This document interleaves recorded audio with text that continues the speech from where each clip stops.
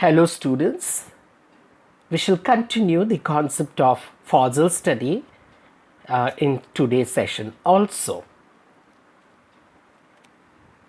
After we understanding the concept of fossils, then methods of fossilization or fossil formation, today we shall look into the other aspects related to fossil study.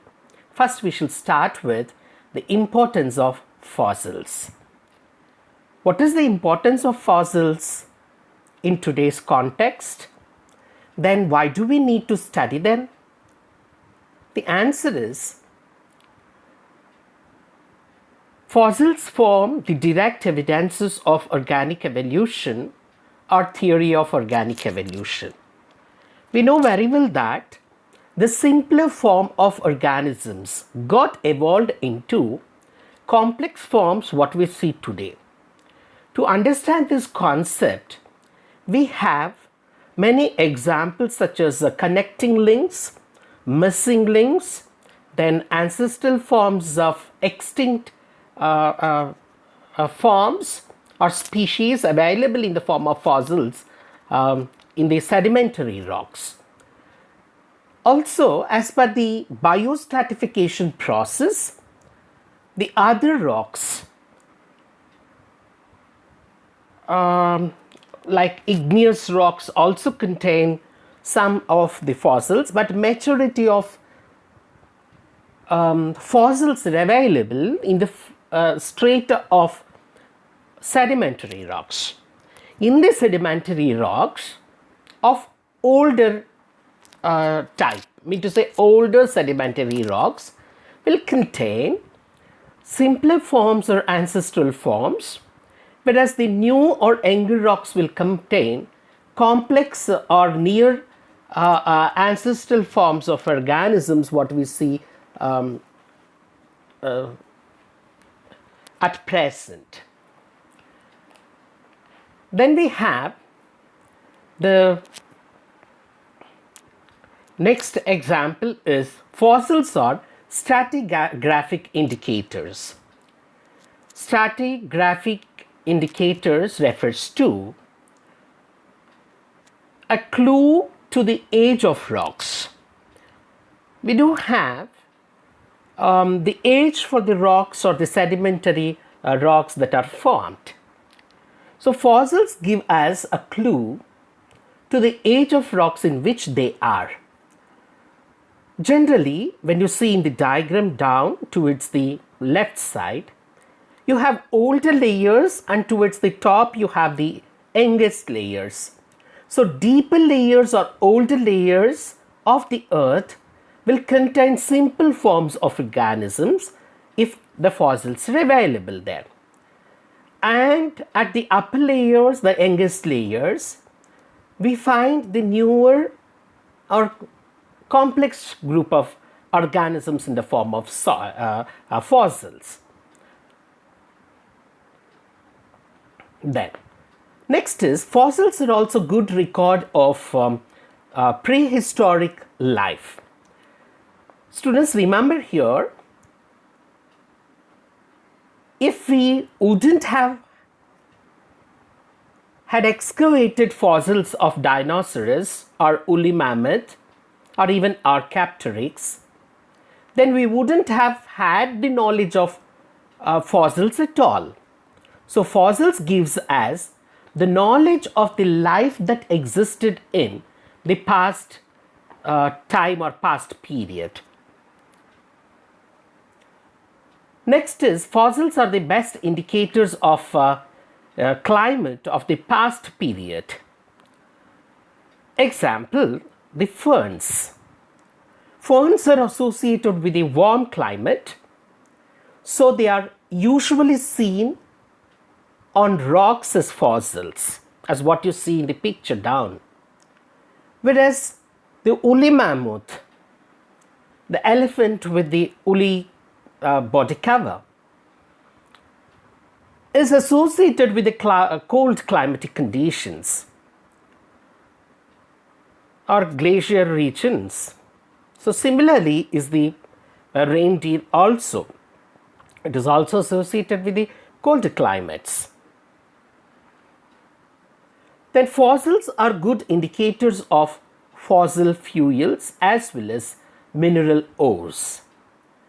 Fossil fuels are the coal, the gas, then oils of petrol, diesel, etc. They are formed by the decayed and remnant forms of thick forest which got submerged into the lower regions of the Earth's layers. So there are many factors for the submerging of this forest into the deeper layers of the Earth. It could be an earthquake or it could be other evolutionary factors. But it took millions and millions of years for those thick forest regions to convert themselves into fossil fuels and mineral ores. So fossils act as good indicators for the presence of the fossil fuels. Also, they are the places where the mineral ores are well seen. For example, quartz is the best gold ore located in the sedimentary rocks. So this is also a good source of the presence of all this kind of fossil fuels as well as mineral ores. Well, students, after we understanding the process of fossil formation and its importance, now we shall come and concentrate on the major concept related to the fossil study is types of fossils. It's a very important concept for the major question as well as for the short answer questions. So we shall look into the concepts now. Students, when we say types of fossils, it is associated with its formation also. Okay, so the method by which it forms a fossil also leads to the type of fossil itself. So that's what it means. That way, we have many types of fossils, but in your syllabus of the university, only the following types are mentioned, such as petrification, petrifactions, then preservation, impression, molds and casts. Only these types we need to study for your exam. So we shall concentrate one by one. The first type to start is petrifaction.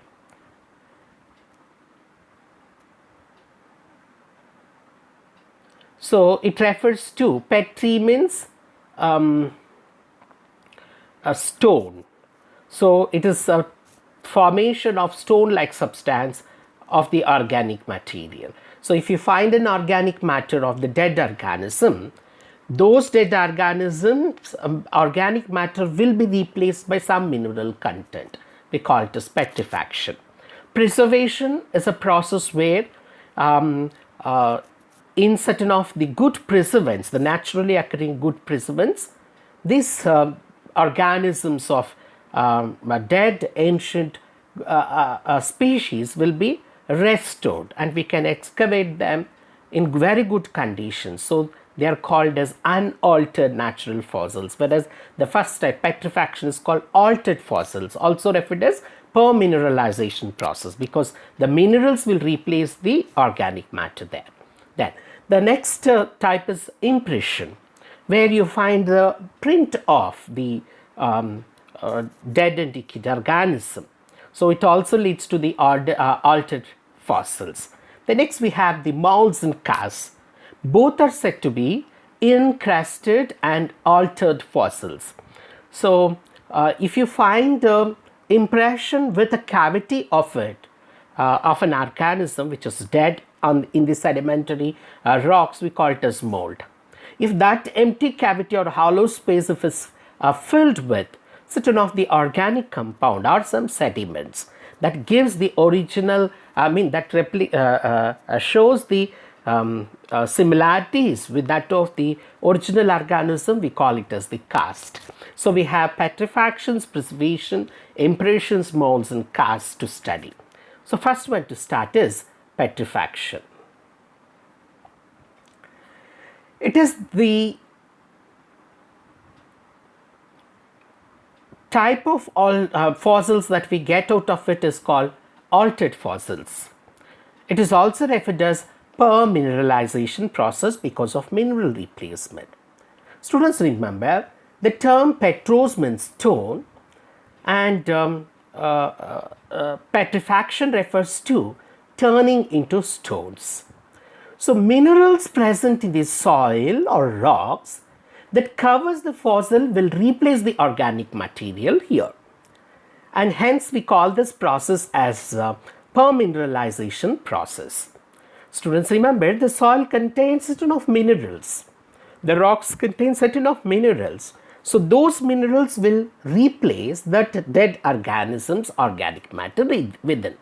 So if that is the condition, we get the original form of the organism will be seen, but not in its organic matter condition. It will be replaced by minerals. So you can find the originality of the image of organism, but it is replaced by the mineral content. As what you see down, you have a wood log. The wood log, the trunk of the tree is not exactly the trunk of wood. So it is the trunk, but replaced by the mineral content surrounding. So such a type of fossil we call it as petrifaction fossil or permineralization fossil. So it is a kind of altered fossil. You know why? Because the originality is replaced by the minerals there. For example, if you consider me as a fossil, the image of mine will be retained, but the organic content of my body will be replaced by the minerals. So such type we call it as the petrifaction.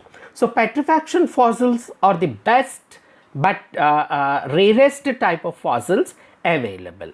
They preserve both the internal and external features of the organisms. So that's the importance of petrified fossils.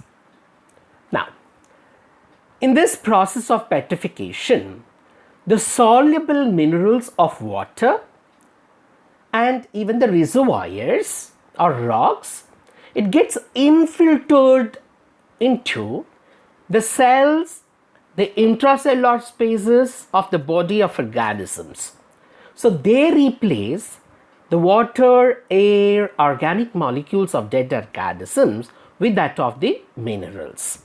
So generally, minerals that forms the petrifaction fossils include carbonates, then silicates, then iron compounds, etc.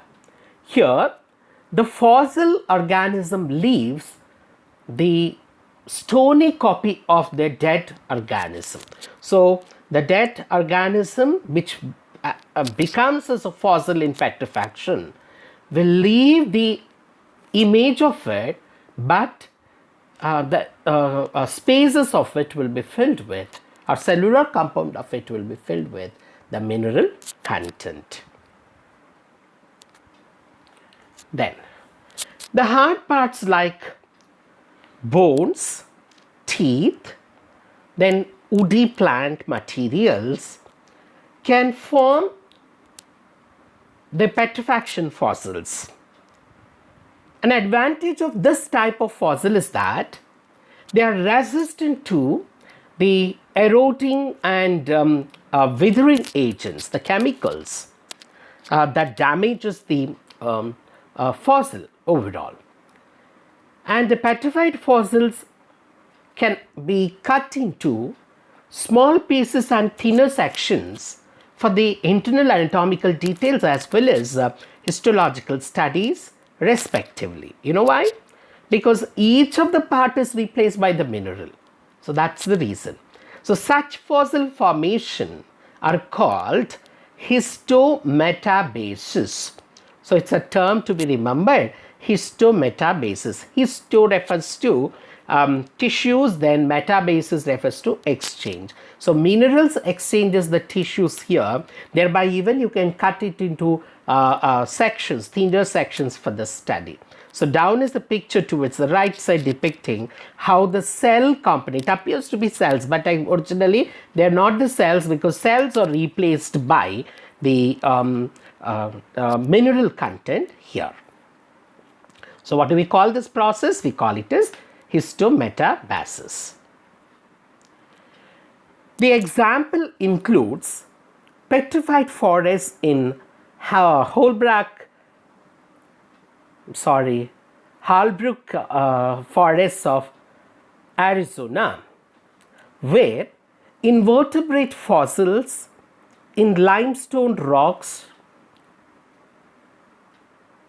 got deposited in the glass mountains of Texas, and fish fossils are seen in the Green River of Cameroon. Down is the picture towards the left side, where the limestone having the invertebrate fossils, and towards the right side is the fishes of Green River near Cameroon, where the fishes are seen as petrified fossils. Infiltration of minerals, mean to say inflow of minerals, which exchanges or replaces the cellular content, are similar to the embedding of plant or animal material that we make use in paraffin waxation in the laboratory for the sectioning of the material, what we do through the microtechnic process. So the blocks what we make of the tissue, similar to that is the embedding process of the organic material here also. So the second type of fossils is preservation, which gives unaltered natural fossils.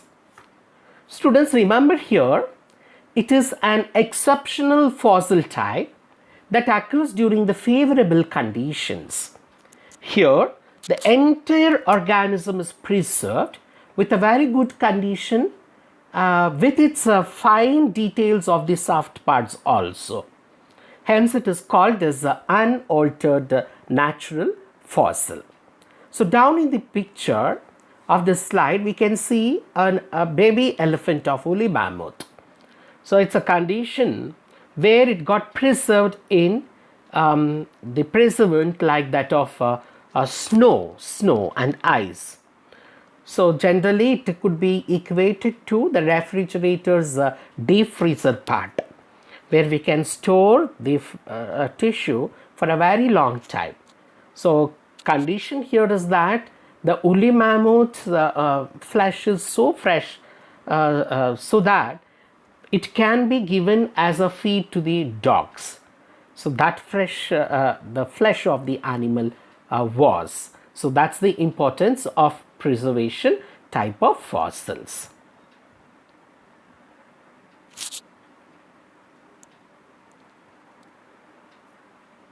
There are many ways of formation of preservation fossils that we have already discussed in the methods of fossil formation.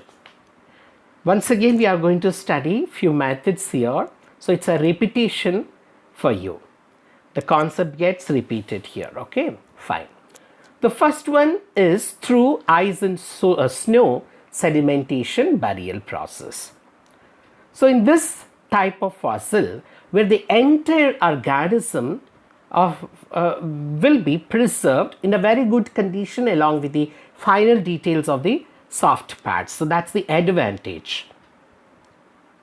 The entire body fossils got frozen in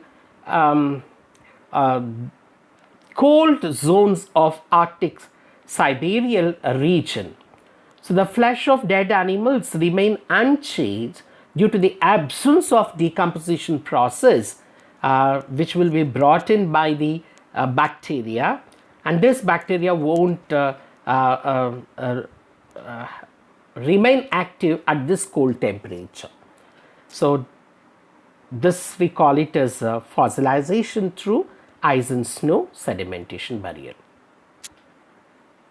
Here is an example called woolly mammoth of Siberia. So this we have learned already in the previous session. Once again we will be seeing the pictures here. Woolly refers to the wool. Wool was present all over the body cover of the elephant, which lived in the snow areas, glacier zones otherwise, okay. And their a fossil was excavated from the Siberian glacier regions, and scientists could find that the freshness of the flesh was retained so good that even its meat can be fed to the dogs even after thousands of years later to its excavation. So that is the importance of woolly mammoth, okay. The next type of fossil of preservation kind is formed through petroleum springs and asphalts, where oil and oil saturated soils will preserve the dead organisms in the form of fossils, which we have already learned in the previous session. So examples includes the insects, birds, small mammals and rhinoceros which are extinct in the areas of Rancolabria of Los Angeles, where the fossils are formed in the oil wells as well as in the oil saturated soils. Then the next preservation type is fossils formed through the resins and amber. Here we have learned that small insects and other invertebrates get entrapped in the plant secretions like resins. They become hardened in later stage to form the amber. So perfect coloration and finer details of the dead organisms or which are preserved here or of fossils are seen in this method. So you can see that yellow background is the amber and inside which is the trapped organism of mosquito. So scientists have found that the blood of this organism is taken out, okay, for the studies, and it was shown what kind of feeding this organism was fed on. So even its feeding can be analyzed when the animal is trapped in the form of amber. So that good preservant it will be of it. Here also we find entire organism getting preserved as fossil. So histological details are also well seen through the resin and amber method of preservation process. The next type of preservation method is of fossil is through the salt-rich marine waters. The brine water, the brine refers to brine, brine refers to the salt waters, can also preserve the dead organism in an unaltered form in the salt-rich sea and oceans. So down is the picture which represents a fish where we find the salt inclusions in it will bring about its preservation. So we also have seen the salt which is used in the preservation of the dead fishes, okay, the dry fishes, drying process. So the similar way the fish fossils are excavated of this particular method. The next type of fossils is impressions. It is a type of form of altered fossil. When to say its original organism will not be seen. Here the imprints or negative replica, in our words to say a Xerox copy, a duplicate copy or a print form of organism are seen very clearly on the rocks upon splitting. Generally, when two rocks get formed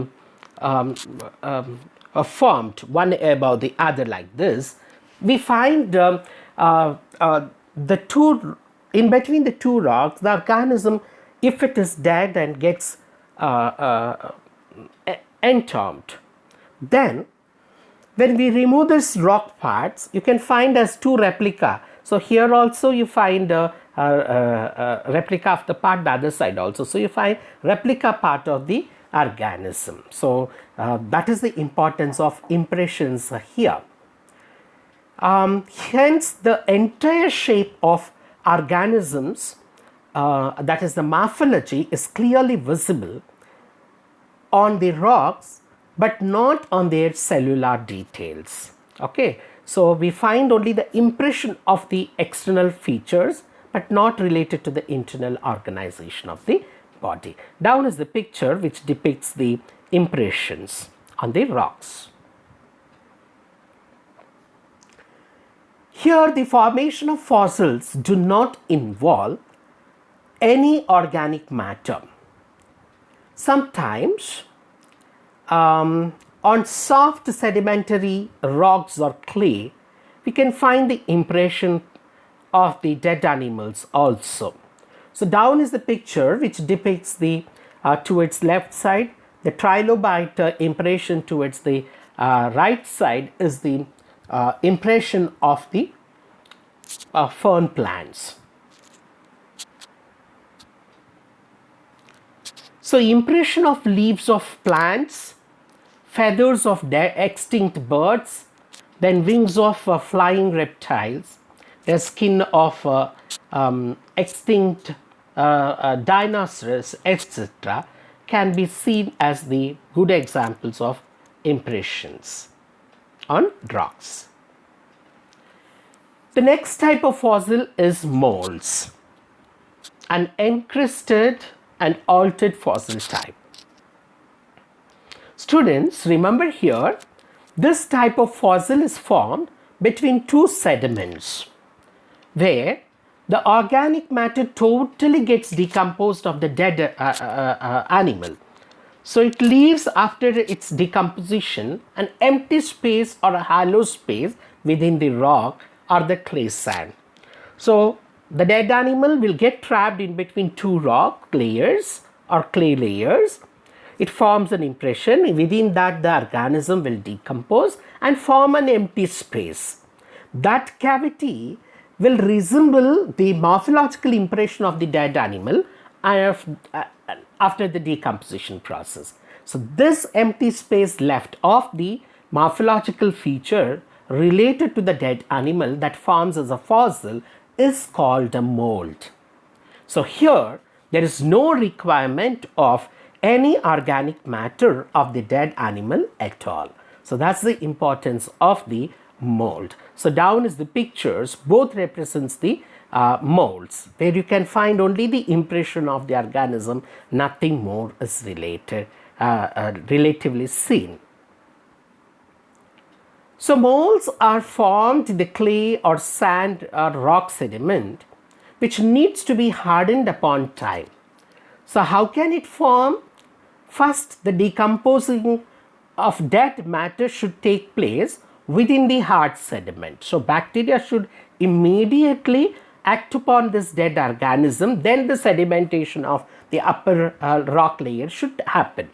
Later, after the complete decomposition, the second step is the acidification of the dead matter should take place. Mean to say, the acidified water in the surrounding should percolate into this hollow space and cleans that area. Mean to say, it will cause the withering of the soft parts and hard parts.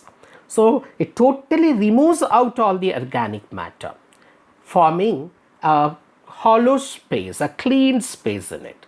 So this hollow space will resemble the original organ in size or shape or the complete organism itself. So here it gives the external or morphological details alone, but not the internal structures related to the dead animal. In molds, the external features of fossil organisms are studied very well. It includes the examples like size and shape of seeds, fruits, external morphological details related to the shells of the mollusks, etc. So the process of mold formation is similar to that of modern day sculpture making, what we generally do. Down is the picture which will depict the example of a mold. So generally when children play with the clay, the play dough or clay, they make many of the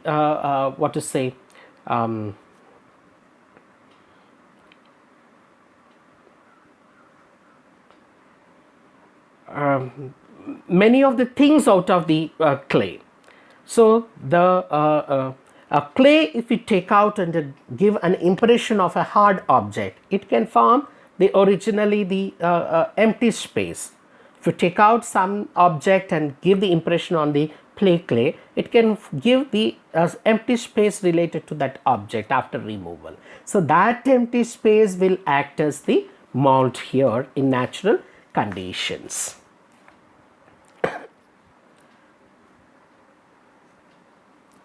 How a sculpture is made? First, the original is made with wax or clay or wood, and then the process of a mold is prepared.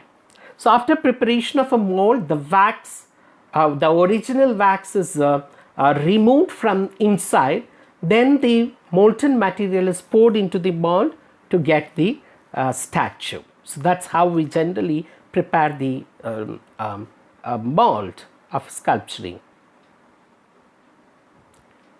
In the same way, molds are also formed between the sedimentary layers of the rocks. So before it gets decomposed and crushed, the surrounding media becomes hardened. So two examples that we very well quote down related to the organisms of invertebrates are seen as the molds. So later in the due course of time, the internal matter gets decomposed. Acidified water will dissolve the content inside, makes the space free and empty, and this space we call of the image of the object is called as mold. The last type of fossil for the study is the cast, an encrusted and altered fossil type. Here, the process of formation of fossil is similar to that of the mold is seen. So like that of the mold, here also we find a cast formation, a hollow space need to be formed. But instead of leaving it an empty space between the sedimentary layers, some mineral content of the surrounding medium will start filling that empty space. So we call it as special sediments. So special sediments will fill the cavity to form the impression of the solidified fossil. So that's the importance. Down you can find the molluscans, varieties of molluscans. Okay, so where you can have the formation of the shells. So that empty space will be filled with certain of the mineral content.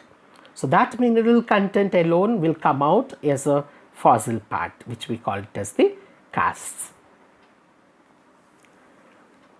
Cast fossils hence will reflect the original morphological details similar to that of the organic matter of the dead animal.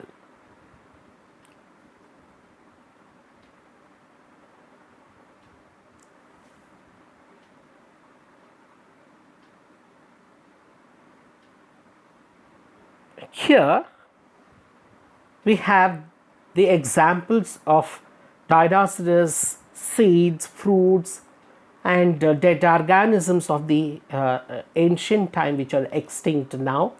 That includes both plants and animals. So just down in the picture, when you look at the left side diagram of the first part is the mold where empty space is formed, whereas the right side beside diagram is the cast. So to represent that, you have one more diagram towards the right side. So you have towards the extreme right side is the cast, and next to that beside left side is the mold. So mold will form empty space. If that space if is filled with the content of the organic matter, we call it as cast. Another popular example of the cast type of fossils is the fossils of Pompeii city.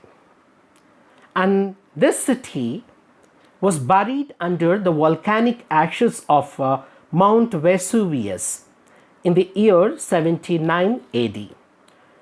It shows the casts of human beings, then dogs, and various utensils used by the man then.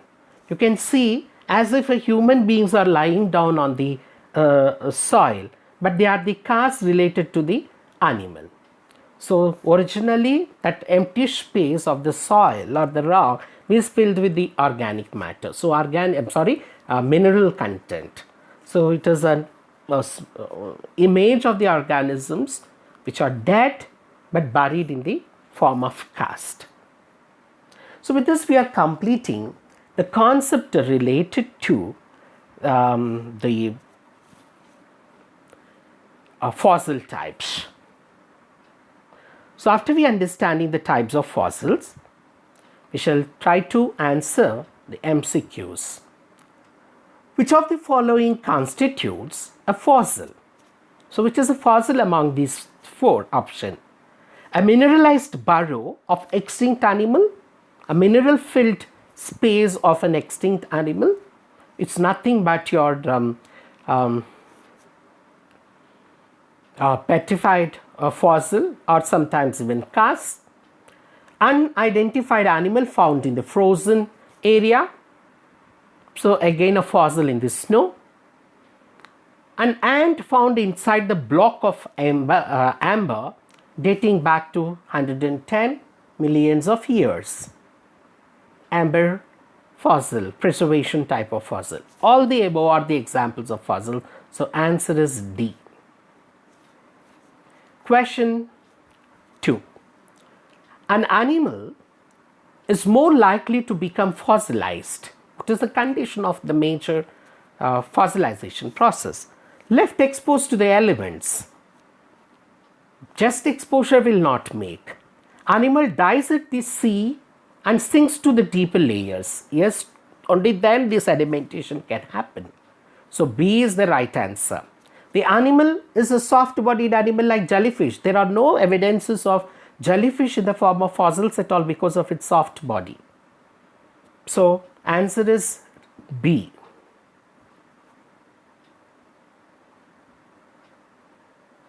Question 3. A paleo species, mean to say species related to a fossil, is most often defined from the fossil record is based on. So how can we give the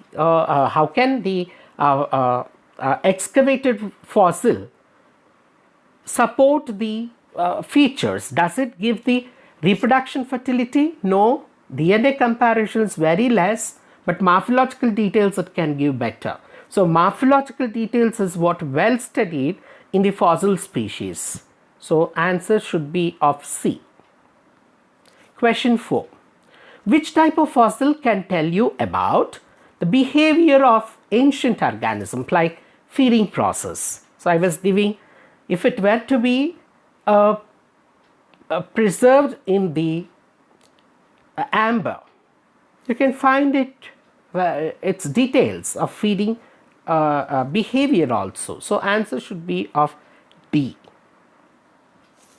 Which type of fossil did we make when we press an organism into play clay? In play clay, if we press some object, what kind of a fossil can we get? It is mold. So A is the answer. Question 6. What word do we use to describe a species which has no members living? So it is C, extinct forms, extinct species. So that's the major importance of the fossil study. Okay, it gives the prehistoric details of the ancient organisms that lived then. Question 7. Which type of scientist studies the fossils? So it is paleontology. So answer is B. Question 8. When the minerals take the place of once living material, if minerals get speculated and takes the place of the fossil overall, no space, nothing but the complete place of the organism, the dead organism is taken by the minerals. It is A. Petrified fossils are formed. Question 9. Fossils are usually found in rocks of which type? We have fossils in igneous rocks also, but they are very less. Metamorphic rocks doesn't contain, but sedimentary rocks have more amount, more number of fossils. So answer is B. So which type of fossil it is? It is amber. Answer is B. Which type of fossil it is? It is petrified fossil, where the minerals are getting filled in the content of the dead organism. So mineralized fossil it is. Answer is A. Petrified fossil. Which type of fossil it is? It is an impression fossil. So answer is D.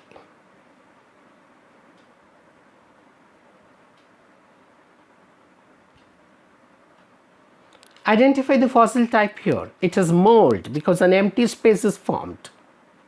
So answer is C. Here we get the content of organic matter is replaced by something, some sediments. If it is some other sediment other than the minerals, we call it as cast. So answer is B. Well, students, I think the concept is clear. We have understood the role of various types of fossils and their importance in the process of evolution. Fossils act as the direct evidences of the organic evolution.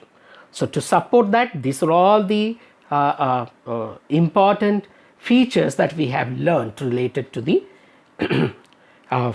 evolution of organisms.